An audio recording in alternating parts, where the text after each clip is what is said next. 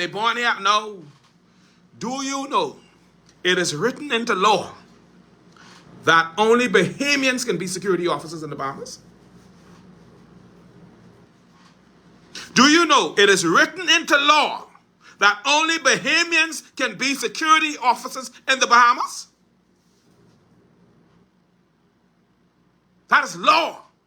That's why Disney has to contract a Bahamian security company. That's why Princess Keys has to contract a Bahamian security company. That is why these foreign entities, no matter, they can do everything, but they cannot hire a foreign security manager or security director. That person must be Bahamian. And so what you have is, like in the case of Albany, what you had is the young lady is not a Bahamian citizen, but she turned around and married a Bahamian citizen so that she could acquire Bahamian citizenship. Then she dumped him, but she got the citizenship.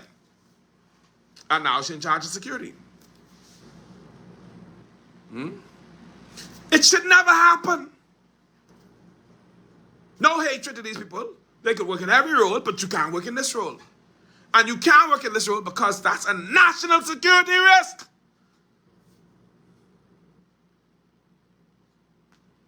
And it's not xenophobic to make these kinds of decisions. Just make them. It is not xenophobic to decide that you want to protect your best interest in your country.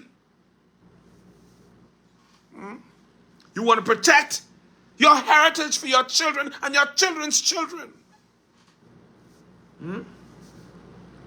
And just how we give citizenship, we must ensure that there's a process to withhold, to take back citizenship. Because if somebody is not meeting the requirements by law, suspend their citizenship. Take it back. If you gave it to, if they born Bahamian, you can't take the citizenship back. But if you're not a Bahamian by birthright, if you are to acquire your citizenship by paper, oh no. Oh no. When you decide that you're going to run afoul of the law, that you can do things that are not in line with what is right, fair, and just in this country, your citizenship gone. We're in a crisis right now. We're in a crisis.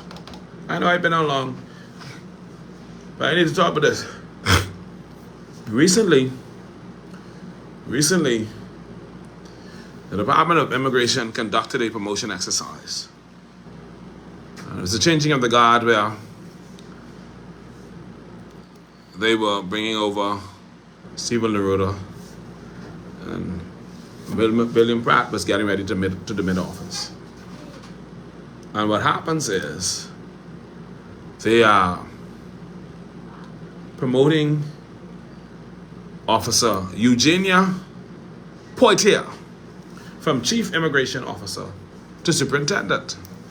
And I think by now, everybody has seen the video. And if you haven't seen the video, go in the TMI WhatsApp group and we're going to send the video again. But they're promoting Officer Eugenia Poitier.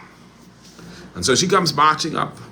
And as she comes marching up, there's the line of persons to stand there. Now, Eugenia, I think, they tell me she wanted to be Deputy Director of Immigration. I don't know how true that is. But they only made her Superintendent. Now, that's alleged.